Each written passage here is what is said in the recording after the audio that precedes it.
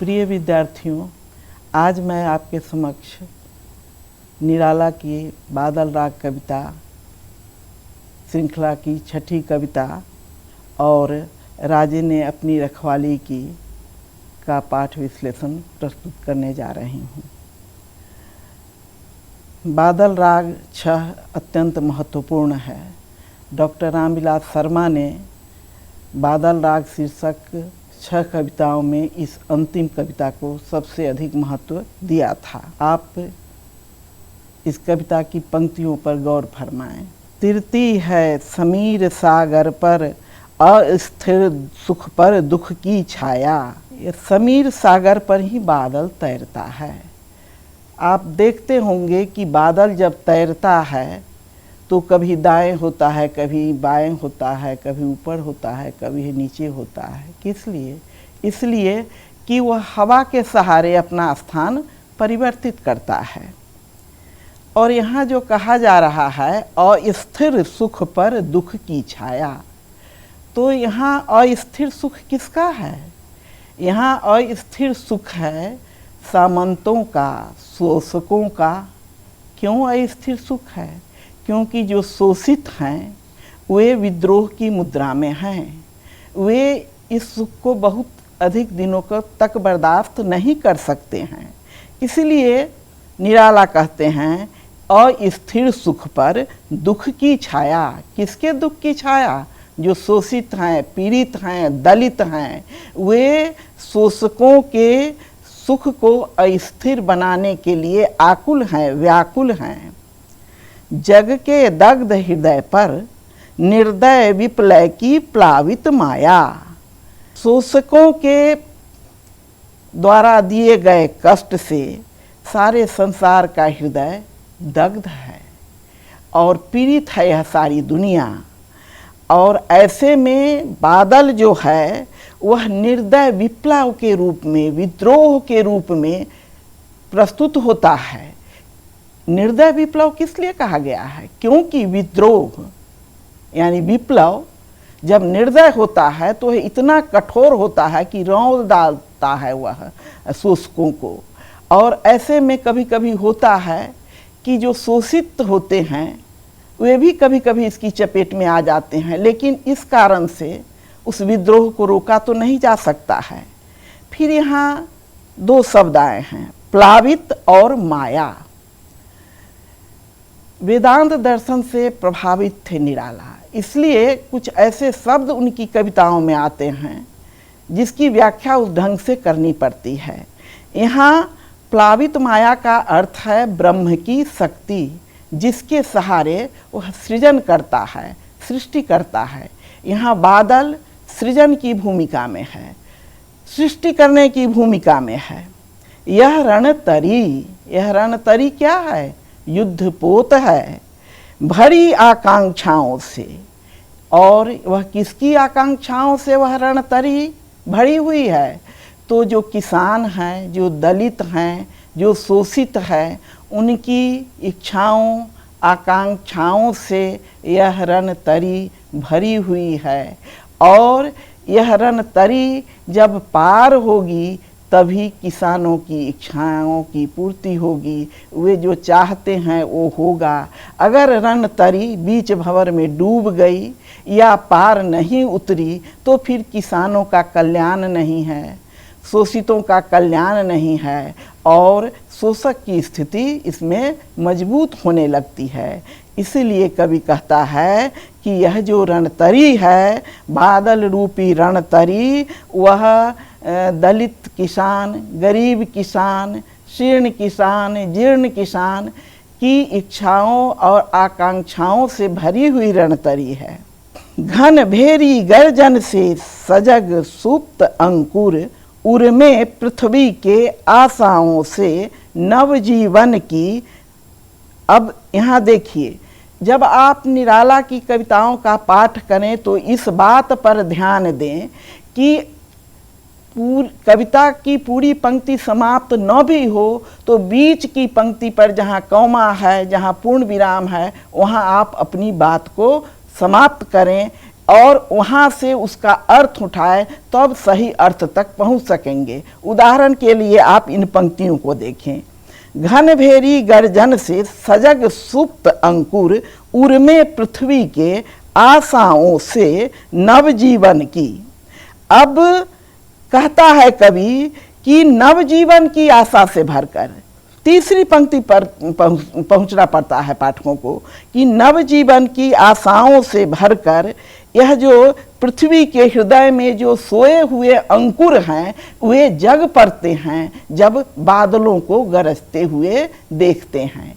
यानी बादल जो हैं वे जो छोटे छोटे किसान हैं, जो सुप्त किसान हैं, जिनके जीवन में खुशियां नहीं हैं, जिनके खेत झुलस रहे हैं, जो पानी के लिए आकाश में टकटकी लगाए हुए हैं, उनकी आशाओं के केंद्र में बादल है।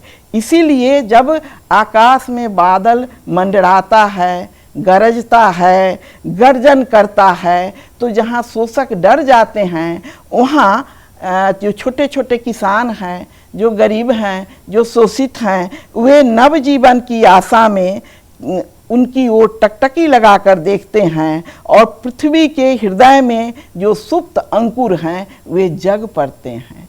और पृथ्वी के उर में जो सुप्त अंकुर हैं जग पड़ते हैं, इसका तात्पर्य यह हुआ कि जो किसान सुप्त हैं, बादलों को जब नहीं देखते हैं तो निराश हो उठते हैं कि खेत तो जल जाएंगे, बारिश नहीं होगी तो फिर अगली फसल कैसे होगी। और वह जब देखते हैं गर्जन करते हुए बादलों को तो उनका हृदय उल्लास से नाच उठता है और उनकी सुप्त आशाएं जो होती हैं वो जग जाती हैं। ऊंचा कर सिर ताक रहे हैं ऐ विप्लव के बादल। अब यहाँ से इस पंक्ति को शुरू कीजिए, नवजीवन की। यह आधी पंक्ति हमारी समझ में नहीं है क्योंकि यहाँ से ऊंचा कर सिर, यह अगली पंक्ति शुरू होती है कि ऊंचा कर सिर ताक रहे हैं ऐ विप्लव के बादल फिर। अब फिर से शुरू कीजिए कि वे बार बार विप्लव के बादल को ऊंचा सिर करके ताक रहे हैं। वे छोटे जन हैं, लघु जन हैं और वे अपना सिर ऊंचा करके आकाश की ओर बार बार ताक रहे हैं आशाओं से। वे तने हुए पहाड़ नहीं हैं, वे शोषक नहीं हैं जो तने हुए हैं और उनका सिर गर्व से उन्नत है, घमंड से उन्नत है। वे छोटे छोटे जन हैं जो नीचे हैं, धरती पर हैं और बादल का गर्जन जब सुनते हैं तो आशाओं से भरकर फिर बार बार उनकी ओर सिर ऊंचा करके देखने की कोशिश करते हैं। बार बार गर्जन वर्षण है मूसलाधार, हृदय थाम लेता संसार, सुन सुन घोर वज्र हुंकार। बार बार गर्जन हो रहा है और बार बार मूसलाधार बारिश हो रही है, सारा संसार हृदय थाम लेता है। यह बादल के घनघोर वज्र हुंकार को सुनकर सारा संसार हृदय थाम कर देखने लगता है। असनिपात से साहित उन्नत सत सत वीर। पाठकों और विद्यार्थियों, अभी आपने देखा कि यह ओजपूर्ण बिंब है। अभी जो आपने बिंब देखा कि बार बार गर्जन वर्षण है मूसलाधार, यह बादल का जो यह रूप है वह ओजपूर्ण बिंब को सूचित करता है। सुन सुन घोर वज्र हुंकार, शब्दों का चयन भी ऐसा है कि लगता है कि बादल की गर्जना जो है वह सुनाई दे रही है। तो एक तरफ तो यह ओजपूर्ण बिंब है और आगे चलकर आप देखेंगे कि फिर कोमल बिंब उत्पन्न होता है। जैसा कि मैंने पहले भी बताया है कि भाव और भाषा दोनों स्तरों पर निराला के काव्य में विरुद्धों का सामंजस्य है। अगर एक तरफ वे ओजपूर्ण बिंब देते हैं तो फिर तुरंत उसके बाद वे कोमल बिंबों से भरपूर अपनी पंक्तियां प्रस्तुत करते हैं और यह उनके काव्य का दोष नहीं वरन गुण है। आगे कहते हैं, असनिपात से साहित उन्नत सत सत वीर, छत विछत हत अचल शरीर, गगन स्पर्शी स्पर्धाधीर। जो अपने घमंड में तने हुए हैं और नतमस्तक होना नहीं जानते हैं, आकाश से भी जो होर ले रहे हैं, आकाश की ऊंचाई से भी जिनकी स्पर्धा है, ऐसे लोगों के लिए क्या है बादल के पास? अशनिपात है, वो बिजली गिरती है, वज्रपात होता है, और सिर्फ वे धाराशायी ही नहीं होते हैं, शायित ही नहीं होते हैं, बल्कि उनका उन्नत सिर छत विक्षत हो जाता है। जो बादल गरीबों के लिए, किसानों के लिए जीवनदायी हैं, वही बादल जो उन्नत सिर करके आसमान से होर ले रहे हैं और समझते हैं कि सारी दुनिया मेरे चरणों में है, मेरे कदमों में है, मेरी मुट्ठी में है, ऐसे लोगों के लिए वे वज्रपात करते हैं और छत विक्षत कर देते हैं, बिल्कुल धाराशायी कर देते हैं। पंक्तियों पर ध्यान दें। अशनिपात से सायित उन्नत सत सत वीर, एक दो नहीं, सत सत ऐसे दर्प से भरे हुए वीर को वे भूमि लुंठित कर देते हैं, वज्रपात से, बिजली गिराकर, छत विक्षत। जो अभी कुछ देर पहले तक सिर ऊंचा किए हुए कीड़े मकोड़े समझ रहे थे छोटे जनों को, लघु जनों को, कुछ क्षणों में ही बादल उनके गर्व को चूर कर देता है, धाराशायी कर देता है, उन्हें भूमि लुंठित कर देता है, शायित कर देता है और छत विक्षत कर देता है। लगता है जैसे उनका अस्तित्व ही तहस नहस हो गया है। और आश्चर्य होगा अब नीचे का बिंब देखकर कि कहाँ तो यह कठोर बिंब, यह ओजपूर्ण बिंब, और तुरंत इतनी कोमल पदावलियाँ, इतने कोमल शब्द और इतना सुंदर बिंब, तो आश्चर्य होता है। और यही निराला के काव्य की ताकत है, यह निराला के काव्य की विशेषता है जो हमें अन्यत्र देखने को नहीं मिलती है। हंसते हैं छोटे पौधे लघु भार, सस्य अपार। तो जहाँ ऊंचे और गर्व से तने हुए पहाड़ जैसे व्यक्तित्व धाराशायी हो जाते हैं बादल के कारण, जब वे बिजली गिराते हैं, वज्रपात करते हैं, और वहीं पर जो छोटे छोटे पौधे हैं उनका कुछ नहीं बिगड़ता है। जब तूफान आता है, आंधी आती है, वज्रपात होता है, तो ज़्यादातर बड़े बड़े वृक्ष धाराशायी होते हैं, छोटे छोटे पौधे तो हंसते रहते हैं, खिलखिलाते रहते हैं, उनका कुछ नहीं बिगड़ता है। बिगड़ता है बड़े बड़े उन्नत पेड़ों का, जिनको अपने पर बहुत गर्व है, घमंड है, और जिन्हें लगता है कि मेरे साए तले ही ये सारे पौधे अपना अस्तित्व प्राप्त कर रहे हैं। हंसते हैं छोटे पौधे लघु भार, सस्य अपार। छोटे पौधों का भार जो होता है वो तो कुछ होता ही नहीं है, हल्का होता है, इसलिए वे अपने लघु भार से बिल्कुल प्रसन्न होते हैं और हंसते रहते हैं, क्योंकि बादल जो है वह उनका कुछ नहीं बिगाड़ते हैं। बादल तो बिगाड़ते हैं बड़े बड़े उन्नत वृक्षों को, बड़े बड़े उन्नत पहाड़ों को, इसलिए हंसते हैं छोटे पौधे लघु भार। जिन्हें हम छोटा समझते हैं, लघु समझते हैं, शोषित समझते हैं, जिनके अस्तित्व को भी हम नहीं स्वीकार करना चाहते हैं, वैसे अस्तित्व को ये बादल जो है, विप्लवी बादल, वह ताकत प्रदान करता है। सस्य अपार। निराला ने बैशवारे और महिषादल के हरे भरे खेत देखे थे, धान के पौधे देखे थे। बंगाल में उनका बहुत समय बीता था और बंगाल में धान की खेती खूब होती है, तो वे सारे बिंब संस्कार रूप में ही ग्रहण कर चुके थे निराला।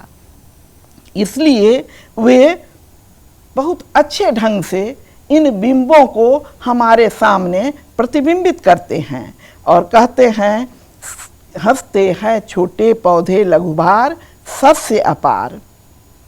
अब आगे की पदावली देखें। हिल हिल खिल खिल हाथ हिलाते तुझे बुलाते, हिल हिल खिल खिल। 8 मात्राओं का सम्मात्रिक छंद है। यहाँ आप गिन कर देख सकते हैं, अगर आपके सामने यह पाठ हो तो हिल हिल खिल खिल 8 मात्राओं का यह सम्मात्रिक छंद है। और इसमें एक प्रगीतात्मकता का बोध होता है। हिल हिल खिल खिल, हाथ हिलाते तुझे बुलाते, वे हाथ हिलाते हैं और तुझे बुला रहे हैं। ये बादल वे हाथ हिलाते हुए तुम्हें बुला रहे हैं। ये छोटे छोटे बादल ये आतंकित नहीं हैं, जो धनी हैं, जो शोषक हैं, वे तुम्हारी वज्र हुंकार से कंपायमान हो रहे हैं, डर रहे हैं, विचलित हो रहे हैं। लेकिन ये छोटे छोटे पौधे तो अत्यंत प्रसन्न हैं तुम्हारी गर्जना सुनकर, और खेतों में झूम झूम कर हिल रहे हैं, खिलखिला रहे हैं, और हाथ हिला हिला कर तुझे बुला रहे हैं कि तुम आओ और नवजीवन प्रदान करो। तुम्हारे नहीं आने से हम सूख जाएंगे, हमें पोषक तत्व नहीं मिलेगा, इसलिए ऐ बादल तुम आओ और हमें नवजीवन प्रदान करो। और आपने यहाँ देखा कि पहले तो लगता है कि कितना बड़ा विरोधाभास है, इतना कठोर बिंब पहले वाले पदबंध में, और ठीक उसके बाद वाले पदबंध में इतनी कोमल पदावलियाँ, इतने कोमल भाव। लेकिन यही तो निराला के काव्य का वैशिष्ट है, जो वैशिष्ट हम अन्यत्र नहीं देखते हैं। विप्लव रब से छोटे ही हैं शोभा पाते। यह पंक्ति जो है कि विप्लव रब से छोटे ही हैं शोभा पाते, इस पंक्ति को आप 3 भागों में बांट दें तो देखेंगे कि 8 मात्राओं के सम्मात्रिक छंद से बने हैं। विप्लव रब से छोटे ही हैं शोभा पाते, ये तीनों जो हैं वो 8 मात्राओं से बने हैं। तो जब विद्रोह होता है, जब आंदोलन होता है, तो जो शोषित होते हैं उनको लाभ होता है, और जो धन संचयी हैं, बड़े हैं, जिन्होंने कुबेर का खजाना भर लिया है, वे आतंकित होते हैं। और इसलिए कहता है कवि कि विप्लव रब से, आंदोलन की ध्वनि से, विद्रोह की ध्वनि से जो छोटे हैं वही शोभा पाते हैं, वे श्री को प्राप्त करते हैं। और जो बड़े हैं, जिन्होंने सारा धन लूट कर कुबेर का खजाना बना लिया है, वे कंपित होने लगते हैं, भयभीत होने लगते हैं। इसलिए इस कविता में यह जो पंक्ति है कि विप्लव रब से छोटे ही हैं शोभा पाते, अत्यंत महत्वपूर्ण है। रामविलास शर्मा ने इस पंक्ति की बड़ी सुंदर व्याख्या की है और कहा है कि यह इस कविता की सबसे सुंदर पंक्ति है। अट्टालिका नहीं है रे आतंक भवन। अब देखिए कवि क्या कहता है, वह जो शोषक हैं, बड़े बड़े पूंजीपति हैं, सामंत हैं, उनकी अट्टालिकाओं को वह कहता है कि वह अट्टालिका नहीं है, भवन नहीं है, वह तो आतंक भवन है। आतंक भवन क्यों कहता है कवि? इसलिए कहता है कि वह अट्टालिका कैसे बनी? वह अट्टालिका बनी है श्रमिकों के शोषण के बल पर, उनके पसीनों की बूंदों के बल पर। इसलिए वह जो अट्टालिका है उससे लोक मंगल को नहीं जोड़ा जा सकता है, वह तो शोषण का प्रतीक है। न जाने कितने लघुजनों के आंसू, कितने श्रमिकों के पसीने की बूंदें उन अट्टालिकाओं में समाहित है। आप याद करें वह तोड़ती पत्थर, निराला की जो कविता है वह तोड़ती पत्थर इलाहाबाद के पथ पर, उसमें भी तो मजदूरी जब हथौरे से पत्थर पर प्रहार करती है छोटे छोटे टुकड़ों में, तो कहता है कवि कि सामने तरुमालिका अट्टालिका प्राकार।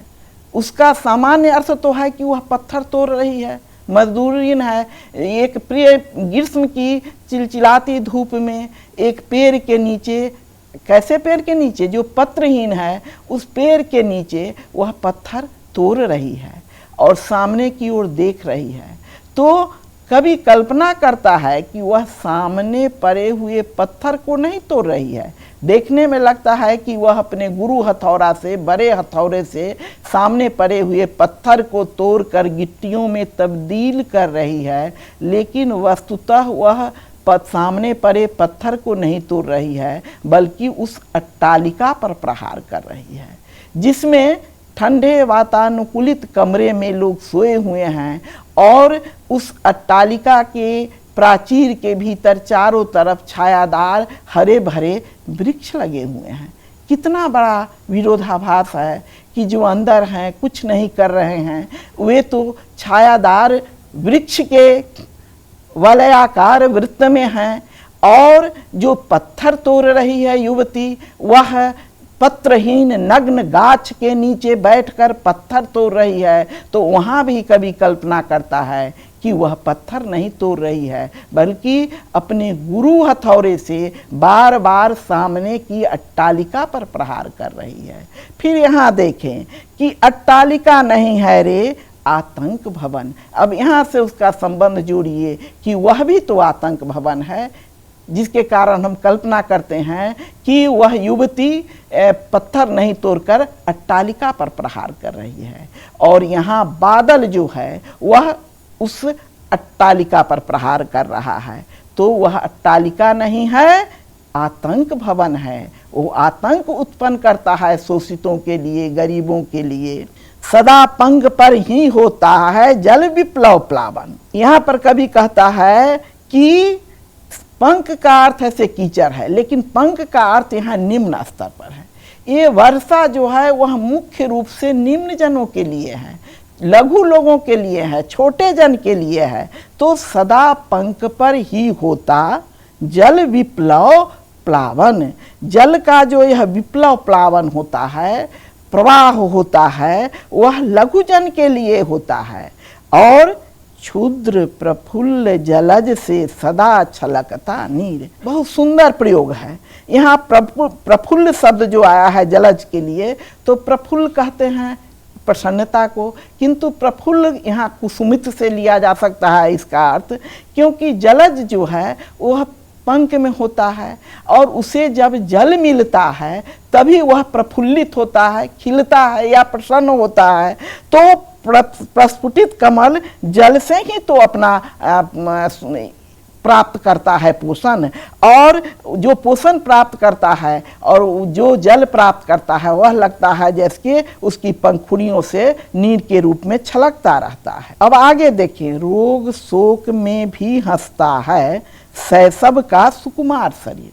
इसका सामान्य अर्थ, अभिधा में यह अर्थ हुआ कि शैशव का, बचपन का जो शरीर होता है उसमें रोग शोक में भी बच्चा हंसता रहता है, किंतु यहाँ शैशव का सुकुमार शरीर से अर्थ हुआ कि जो जनसाधारण हैं, जो कमजोर हैं, वे तो रोग में शोक में भी अपनी खुशी ढूंढ लेते हैं। क्योंकि रोग में, सुख में, दुख में, विपत्ति में भी अगर वे अपनी खुशियाँ नहीं ढूंढेंगे तो वे तो जीवन भर आंसू ही बहाते रहेंगे, कभी वे प्रसन्न नहीं रह पाएंगे। आप आम जिंदगी में भी देखते होंगे कि बढ़ई मिस्त्री है जो रंदा चला रहा है, जो मजदूर है वह ग्रीष्म की धूप में ईंट जोड़ रहा है और उसी में वह हंस बोल रहा है, खिलखिला रहा है।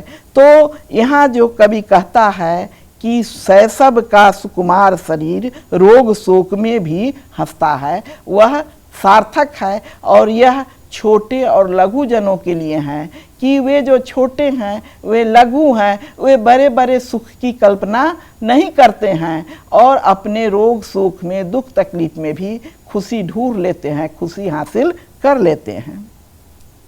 अब आगे का बिंब देखें जो दुष्टों के लिए है, आताताइयों के लिए है। रुद्ध कोष है क्षुब्ध तोष। कोष खजाना तो उनका रुद्ध है, उसमें इतने पैसे ठुसे हुए हैं, इतने पैसे उसमें ठसे हुए हैं कि जगह नहीं है। यानी उनका खजाना जो है वह बिल्कुल अब रुद्ध है, अब उसमें जगह नहीं है पैसा रखने की। और विडंबना देखिए, क्षुब्ध तोष, और उन्हें तब भी संतोष नहीं है। उनका खजाना रुद्ध है, ठसा हुआ है, अब उसमें पैसे रखने की जगह नहीं है, लेकिन तब भी वे संतुष्ट नहीं है, विक्षुब्ध है। कि और चाहिए, सारी दुनिया की संपत्ति चाहिए। लेकिन बादल जब आता है तो ऐसे लोगों का हश्र क्या होता है। अंगना अंग पर लिपटे भी आतंक अंक पर कांप रहे हैं।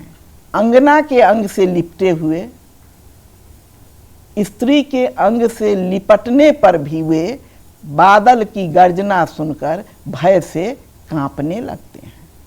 तो फिर क्या अर्थ है ऐसे धन का कि जो लघु जन हैं वे तो छोटी छोटी खुशियों में भी अपनी खुशी ढूंढ लेते हैं, प्रसन्न हो लेते हैं, और रोग शोक में भी प्रसन्न हो लेते हैं।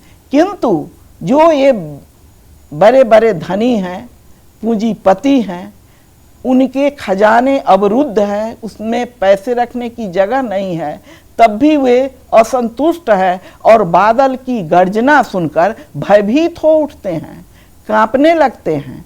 तो यहाँ पर जो कवि कहता है कि आतंक अंक पर कांप रहे हैं, वह बिल्कुल सही कहता है कि वे भय के मारे अपनी पत्नी, अपनी स्त्री के अंक में लिपट पड़ते हैं, और तब भी लगता है कि स्त्री का अंक, पत्नी का अंक, पत्नी का अंक नहीं है बल्कि आतंक का अंक है, और वे डर के मारे कांपने लगते हैं।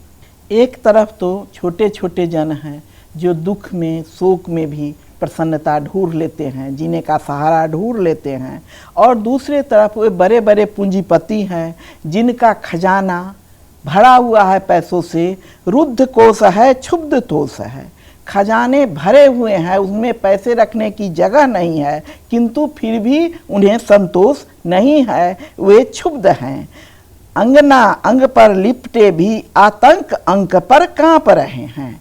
जहाँ छोटे जन बादल की गर्जना सुनकर प्रसन्न हो उठते हैं, वहाँ ये पूंजीपति उनकी गर्जना सुनकर अपनी पत्नी के अंक में, स्त्री के अंक में लिपटे होने पर भी डर से कांपने लगते हैं, मानो वह अंगना अंक न होकर आतंक का अंक हो, मानो वे आतंक के अंक में लिपटे हुए हों, और इस ढंग से वे डर से कांपने लगते हैं।